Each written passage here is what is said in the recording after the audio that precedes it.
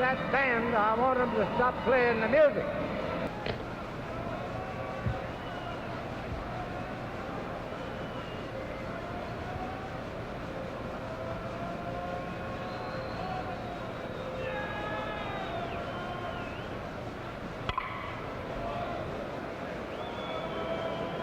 Please take your places, and those who are not entitled as delegates or alternates will take their places wherever it is.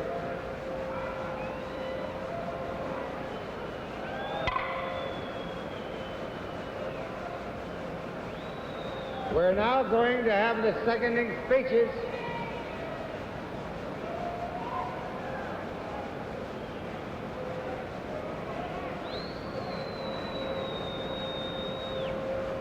Get these folks out in front of me here.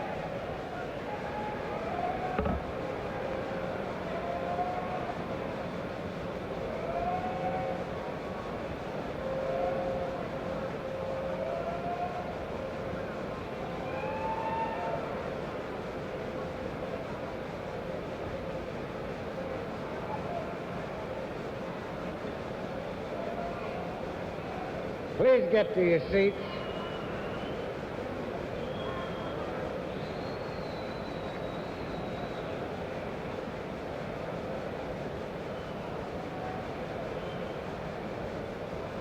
Move as swiftly as you can, please. Don't stand here in front of me. Go now there. Get on.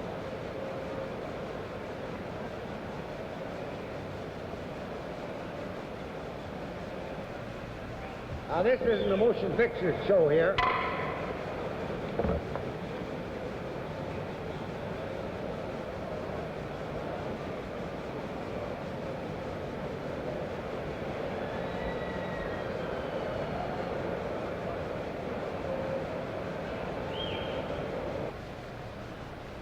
We will now proceed with the business of the convention. The chair takes pleasure in presenting to you now for a seconding nominating speech of 2.5 minutes, one of the great labor leaders of our country, the Honorable David MacDonald.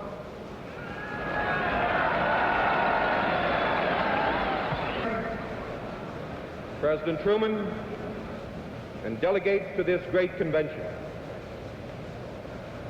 It's a cherished honor indeed to have this opportunity to second the nomination of Averell Harriman as the Democratic candidate for the presidency of the United States of America. His candidacy is supported by men and women everywhere, in all walks of life, because they know that he will carry on a vigorous campaign to preserve and enhance the democratic way of life of our country. In this generation, no man has to carry on a vigorous campaign to preserve and enhance the democratic way of life of our country. In this generation, no man has so convincingly demonstrated a dedication to the fundamental democratic principles that the pursuit of life, liberty, and happiness by the people of our great country must be safeguarded and promoted as a matter of right rather than privilege.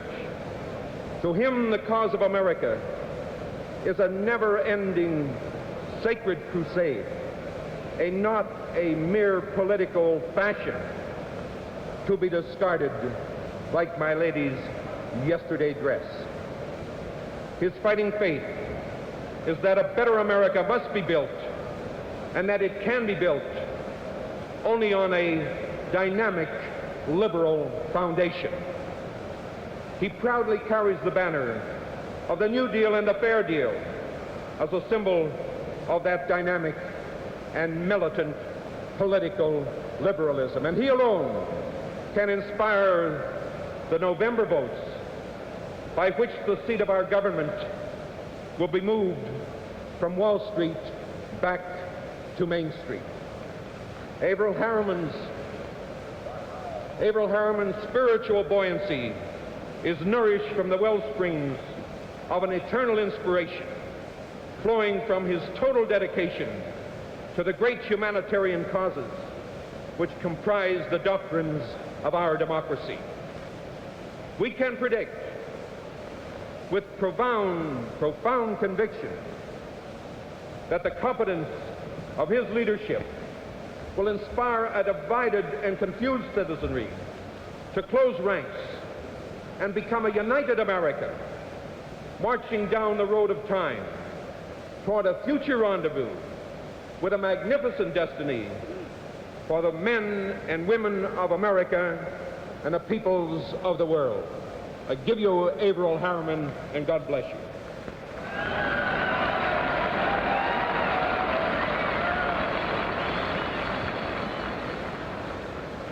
And now, members of the convention, it gives me great pleasure to present to you another grand lady,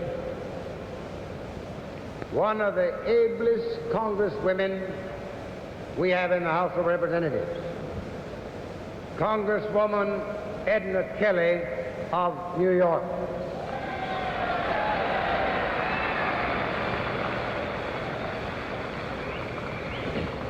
Mr. Chairman, my fellow Democrats, these are days which cry out for courage and strength and leadership.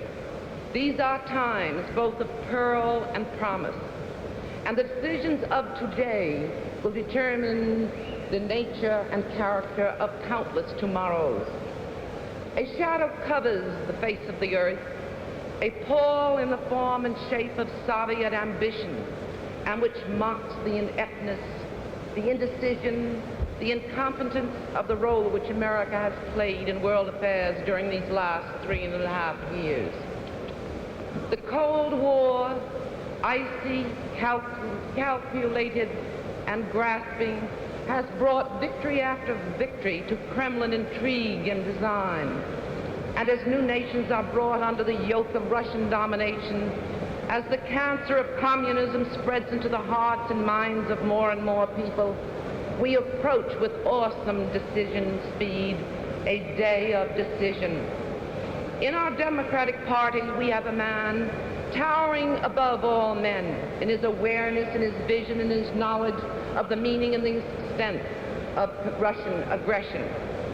This man was the first to warn the world of what has to come, and has ceaselessly and tirelessly dedicated his means, his energy, his very life to the preservation of democratic freedom. He understands Russian deceit and penetrates with clarity and with profound insight the Russian objective for world domination.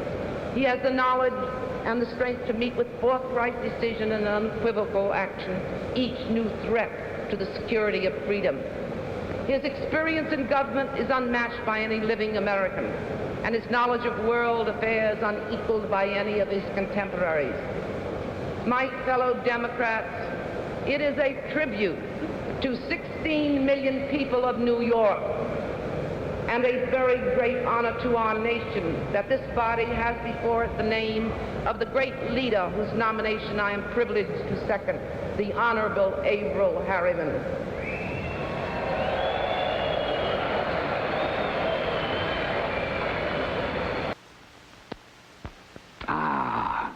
This is how fresh your mouth will taste after you smoke new Spuds. New Spud freshens the smoke something wonderful with a touch of cooling menthol right through the filter. Try New Spud, crush-proof box. Claghorn, I say Claghorn's the name, and this is my platform. Make iced tea with delicious Tetley tea. Tetley tea bags, that is.